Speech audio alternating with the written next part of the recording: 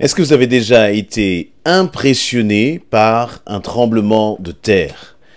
Lorsque j'ai vécu quelques années aux États-Unis et je me souviens d'une grande frayeur que nous avions eue lorsque nous étions à San Francisco et parce que la maison dans laquelle nous étions a commencé à trembler. Et là, eh bien, vous vous sentez comme moins que rien. Vous vous sentez totalement insignifiant. Mais cela, je ne veux pas vous parler tant des tremblements de terre, mais je veux vous parler de celui qui tient la terre entre ses mains. Je ne veux pas vous parler des tremblements de terre, mais je veux vous partager quelques pensées autour de celui qui fait trembler la terre. Dans le livre de Naoum, chapitre 1, c'est un livre que l'on lit très peu souvent, il nous est dit ceci, à partir on va lire à partir du verset 1. Proclamation sur Ninive, livre de la révélation reçue par Naoum d'Elkosh.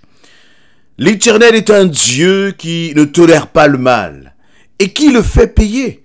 L'Éternel fait payer, sa fureur est terrible. Il fait payer ses adversaires, il garde son ressentiment contre ses ennemis.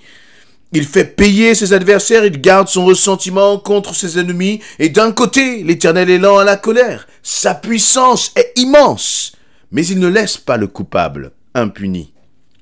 L'Éternel fraie sa route dans l'ouragan et la tempête, et les nuées sont la poussière que soulèvent ses pieds. Il menace la mer, et il la met à sec.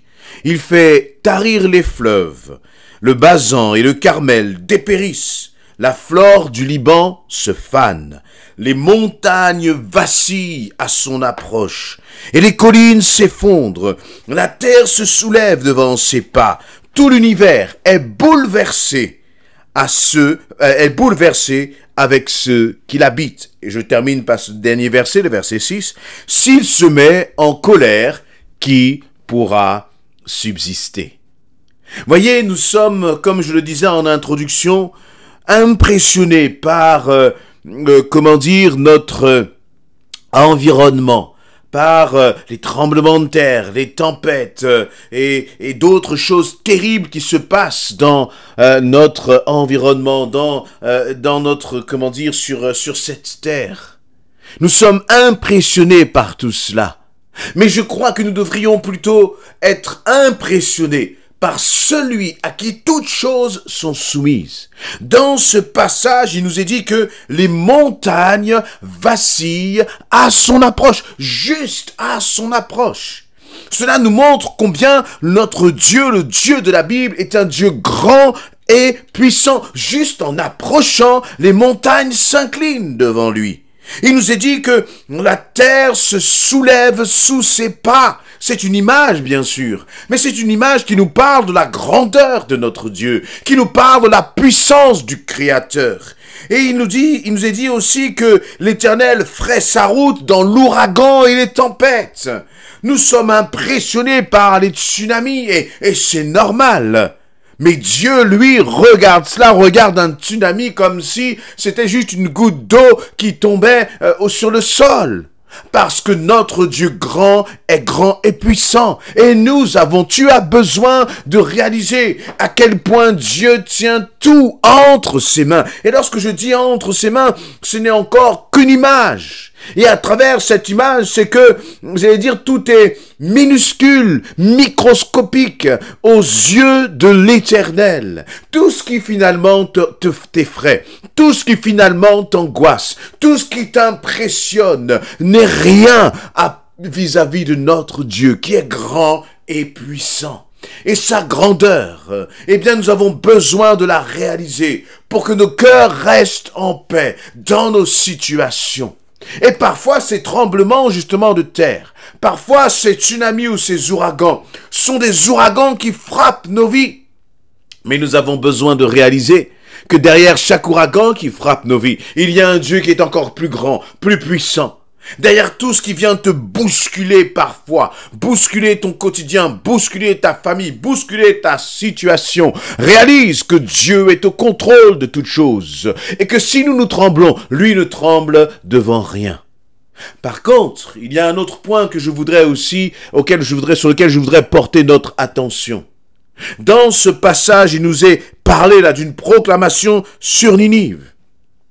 Dieu a horreur du péché. Et il y a quelque chose qui met le cœur de Dieu en colère. C'est le péché. C'est ton péché. C'est mon péché. Et là, il nous est dit des mots quand même terribles, peut-être que nous n'avons pas l'habitude d'entendre.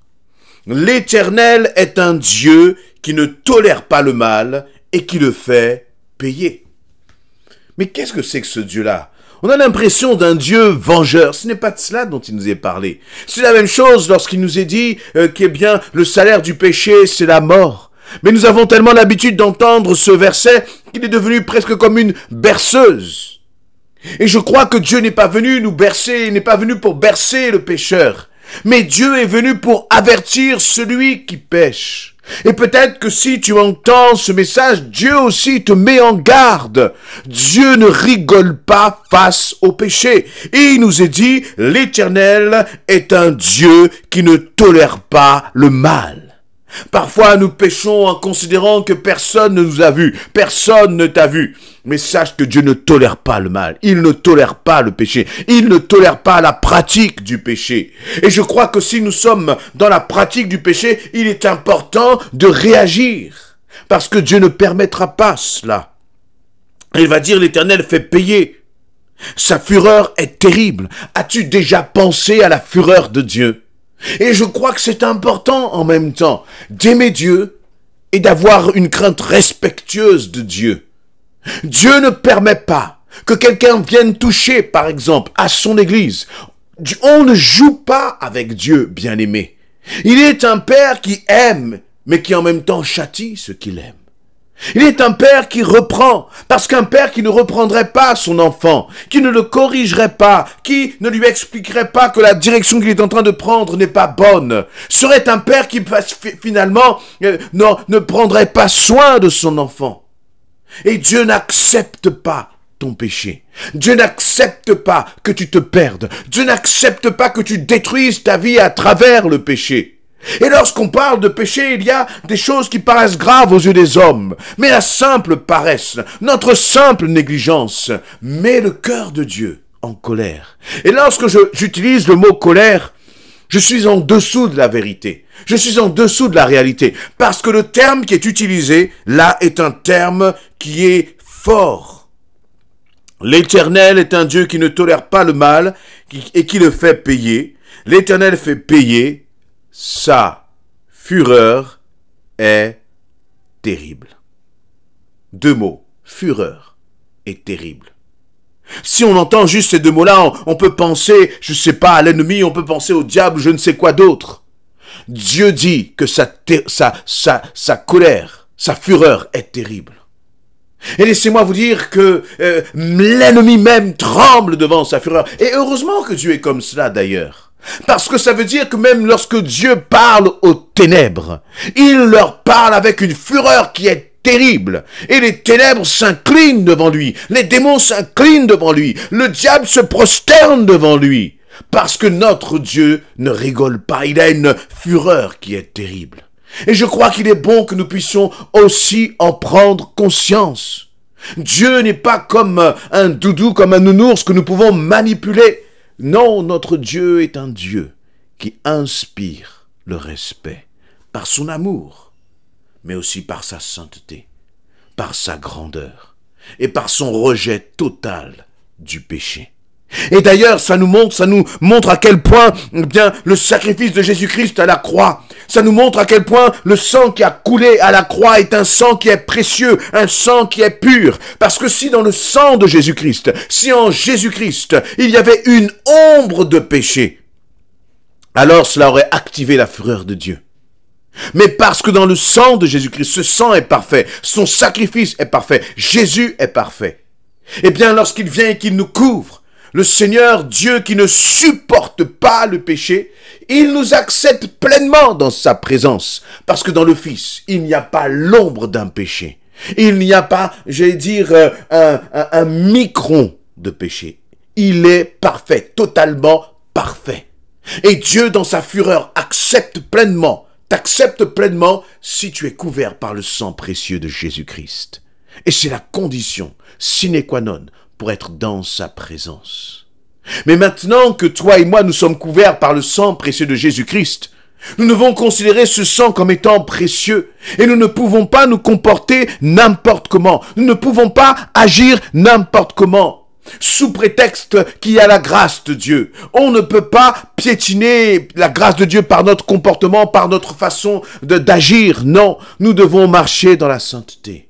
Nous devons dire, Seigneur, je refuse le péché. Et tu me donnes autorité sur le péché. Tu me donnes autorité sur mes mauvais agissements, Seigneur.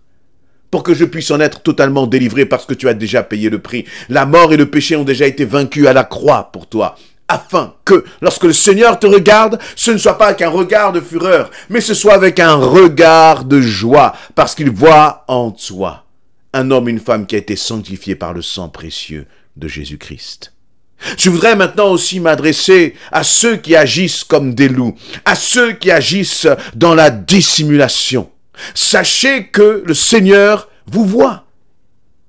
Et rien n'est caché devant sa face. À chaque fois que tu agis mal à l'égard d'un frère, d'une sœur, d'une âme pour laquelle Jésus-Christ a donné sa vie, tu actives la fureur de Dieu. Et il dit là, dans ce verset 2, l'Éternel est un Dieu qui ne tolère pas le mal et qui le fait payer. Il n'y a pas d'injustice que Dieu ne fasse payer. Pourquoi ? Parce qu'il est un Dieu de justice. Verset 3, d'un côté, l'Éternel est lent à la colère, sa puissance est immense, mais il ne laisse pas le coupable impuni. Bien-aimés, marchons dans la vérité. Marchons vraiment dans la justice de Dieu. Marchons dans la sainteté, parce que nous avons besoin de réaliser qui est notre Père céleste. Et nous ne tombons pas dans des caricatures qui consisteraient à parler uniquement de l'amour de Dieu, de la sainteté de Dieu, de la pureté de Dieu, de la grâce de Dieu, sans parler de la version totale de Dieu pour le péché. Nous ne pouvons pas parler de l'amour de Dieu sans parler de sa justice. Et Dieu n'est pas celui, encore une fois, il le dit là, qui tient le coupable pour innocent. Non, jamais, ça n'existera pas. Que celui qui est coupable se repente. Que celui qui est coupable se place devant le Seigneur et demande pardon. Que celui qui veut jouer avec l'Église, jouer avec les âmes pour lesquelles Dieu a payé le prix, que celui-là puisse trembler. Parce que le Seigneur est le divin berger. C'est le divin pasteur. Et il prend soin de son troupeau. Il prend soin de ses brebis. Réalisons qui est Dieu. N'essayons pas d'avoir une sorte de double vie. Une vie devant les hommes et une vie avec Dieu. Ça ne fonctionne pas. On ne peut pas avoir une vie devant les hommes, et une vie lorsque l'on est seul, caché. Non, Dieu est là lorsque tu es devant les hommes. Lorsque tu es seul dans ta chambre, Dieu est là aussi. Et avant même que tu n'aies fait et dit quoi que ce soit, le Seigneur voit le fond de ton cœur. Soyons des enfants qui respectons notre Seigneur. Encore une fois, ne prenons pas notre Dieu à la légère. Amen.